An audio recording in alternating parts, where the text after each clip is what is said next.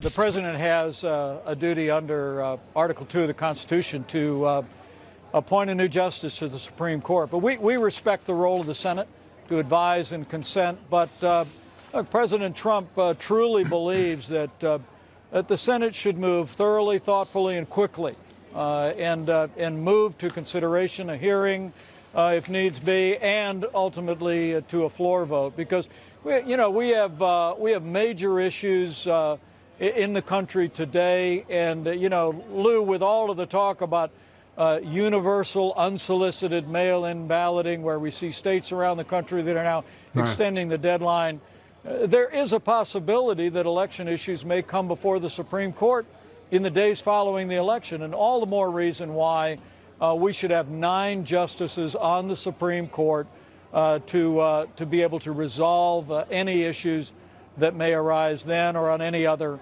matter. So the American people expect us to do our job.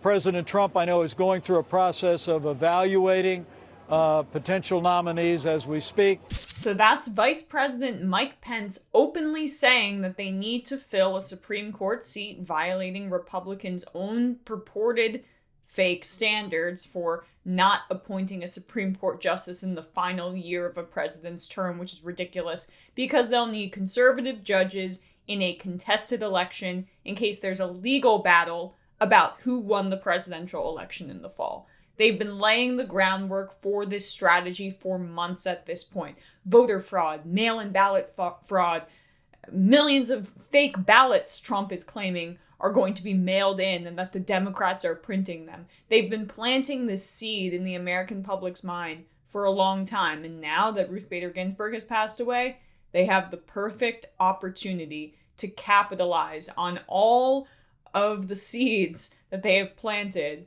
And it's just basically Bush v. Gore, but it's even more premeditated. Now they have their opportunity with a vacancy on the Supreme Court.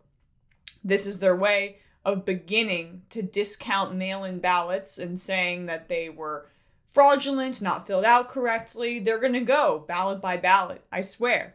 This is what they're hoping to do in terms of their strategy, because Republicans have kind of given up on Plan A being democratically winning a presidential election.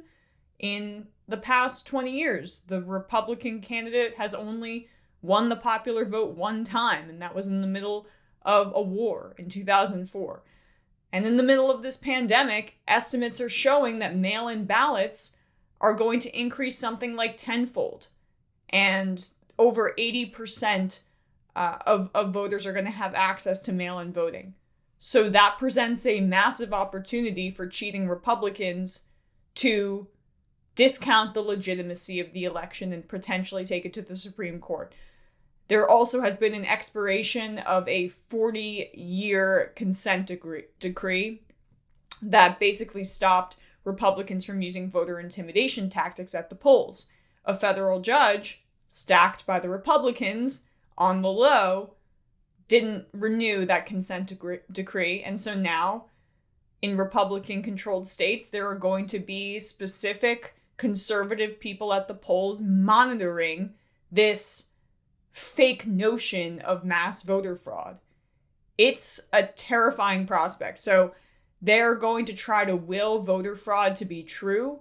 And you know how this is an actual real possibility? You know how this isn't just fake liberal panic? Wall Street's also concerned about the reality that this could actually happen. A contested election determined by the Supreme Court, once again, just like in 2000, except infinitely scarier. The death of Justice Ruth Bader Ginsburg and President Trump's vow to name her replacement to the Supreme Court before November's election are amplifying Wall Street's worries about major volatility and market losses, not just our democracy, ahead of and even after the election. The 2020 election is the most expensive event risk on record per Bloomberg, with insurance bets on implied volatility 6 times their normal level, according to JP Morgan analysts. And it could take days or even weeks to count the record number of mail-in ballots and declare a winner. Not getting the election results in a timely manner will be destabilizing, Lou Bryan, rate strategist at DRW Trading, tells Axios, especially in light of how divided the country appears to be now. The delay in deciding the winner of the 2000 presidential election caused great uncertainty and market volatility, with the S&P 500 falling 10% in the month following the election. Where we could get in a scenario that's quite challenging is where we don't actually know the makeup of Congress, primarily the Senate, or even worse, the president, says Stephen Dover, head of equities for Franklin Templeton. Trump has the legal ability and the wiggle room from the Constitution and the Electoral Count Act to dispute election results all the way up to Inauguration Day, January 20th. Any doubt that he'll do it? He disputed the election results with zero evidence because he didn't win the popular vote and it was a blow to his ego, claiming that 3 million undocumented immigrants voted for Hillary Clinton in 2016, which is not true. There's no evidence to suggest it at all. But he'll throw that out there, same with the mass voter fraud, fake ballots, whatever, just to bolster his own chances. And if he has a Supreme Court that's going to back him up, now that he actually has power behind when he's making these outrageous lies and claims, that's a terrifying prospect. He actually could implement some of the ramifications of the lies that he spouts. And scarily, a little under half the country is going to believe him, or at least entertain the thought. Half the country will. That's the kind of power he has, and he knows it. This is a man who has immense power. Donald Trump. What have we gotten ourselves into?